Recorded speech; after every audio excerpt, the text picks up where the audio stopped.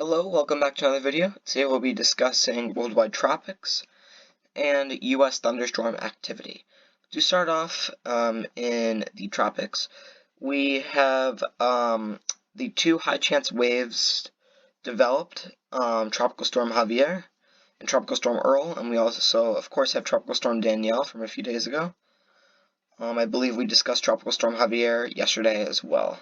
We are also tracking a wave, but I do not have it as a 10%. I have it as a 0% chance as well, but I'm watching if it shows any signs of development.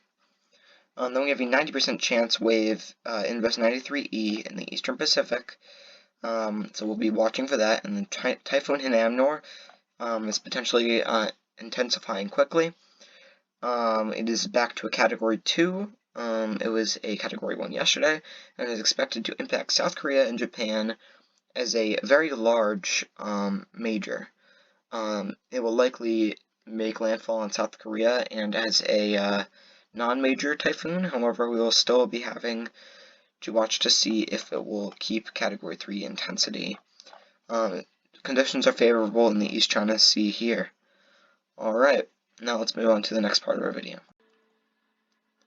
Alright, looking at the second part of our video, we see Tropical Storm Earl has formed with 35 knots wind speeds, and then Tropical Storm Danielle, which has 60-mile-per-hour wind speeds according to the national, 60-knot wind speeds according to the National Hurricane Center.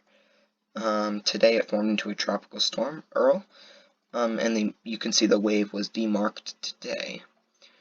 Alright, now going into the Eastern Pacific, we have Tropical Storm Javier, which is currently impacting Baja California slightly, and then we have a 90-90 wave over the next 2 days and 5 days for Disturbance 1, which is Invest 93E, I believe. Let me see. Yes, Invest 93E. Now going into the Central Pacific, we have nothing else to worry about. Looking at satellite imagery, we see the Invest is looking pretty good, and Javier is slowly becoming extratropical. Atlantic, Danielle looking impressive, and Earl is forming. Could become a stronger tropical storm. Looking at the warnings cone, there's no warnings, but it's expected to become keep tropical storm intensity. Looking at Tropical Storm Danielle, at the cone, it's expected to become a hurricane again before becoming post-tropical as it moves on the same latitude as Newfoundland and moves to the north of the Azores. Now, looking at the Joint Typhoon Warning Center, we see Typhoon Hinnamnor, which is currently trying to intensify, and it will intensify more before making landfall somewhere or moving in between South Korea and Japan. Now, the Climate Prediction Center, the global tropics, we see lots of areas of basically tropical storm activity possible. It's marked the Western Pacific as moderate activity for tropical development, and then for week 2, and as well as moderate development in the Atlantic MDR region. And then for week 1, we see high chance of tropical development in the Eastern Pacific and in the Atlantic, and also tropical development is marked in the Western Pacific for week 1 as well. Alright, now looking at the Storm Prediction Center. For day 1 convection, we see a slight risk for California, Nevada, Arizona, Oklahoma, Kansas, and going into the closer to the Ohio River Valley, and then a large general thunderstorm risk for day 2. We have a marginal risk for the same area, California, Nevada, and Arizona, and a large general thunderstorm risk now is extending into our area. And Monday, no severe, but a very large general thunderstorm risk. We will likely see some sort of marginal risk on this day. Now, looking at fire, we have a critical risk for today. An isolated dry thunderstorm is expected for the western United States into the upper plains. And then for Sunday, we just have a large elevated risk of fire. So we will be having to watch for this. If you live in this area, make sure you heed any watches or warnings or advisories given to you by the National Weather Service, which is, to get there, it's weather.gov. Now, looking at tropical tidbits, we see Danielle and Earl as well as Javier. Javier will likely dissipate soon, but there are tropical storm warnings and some tropical storm watches in effect for Baja California in Mexico, and it is expected to die off. Looking at Tropical Storm Danielle, we see it could become a hurricane once again. One model taking up to Category 2, however, that is not likely at all.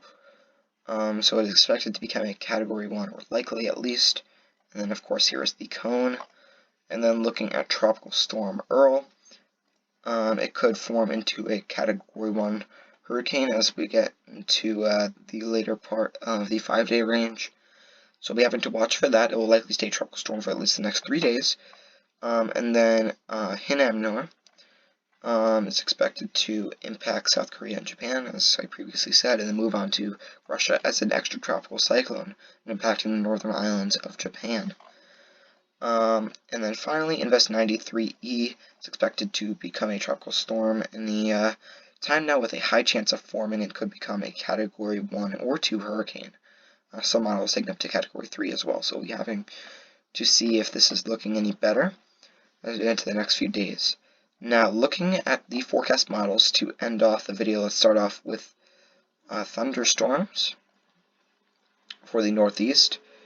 We just see some thunderstorms trying to move into our area, and as you can see, as we get further into tomorrow and on day 3, we just get more and more thunderstorm activity as time goes on.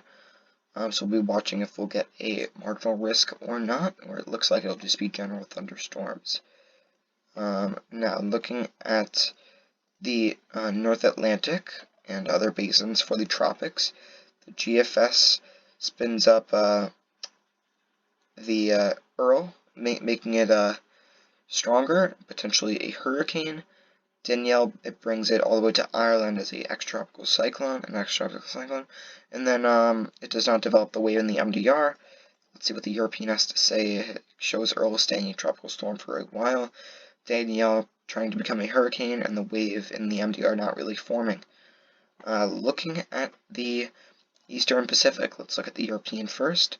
We see Javier dying off quickly, and then Invest 93E potentially forming. The next name would be K. K-A-Y, and then in the North Atlantic, the next name would be Fiona, followed by Gaston.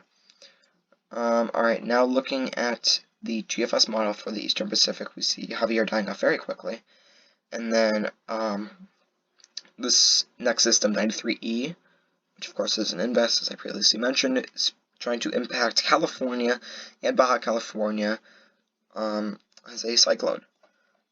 Now, finally, looking at the Western Pacific, we see the GFS is trying to develop Hinnamnor more. Starts off with 954 millibars and makes landfall in South Korea and impacts the island just to the south of South Korea. Then impacts Russia as an extratropical cyclone before moving onto Kamchatka and really just dying off. Now, going on to the European model, it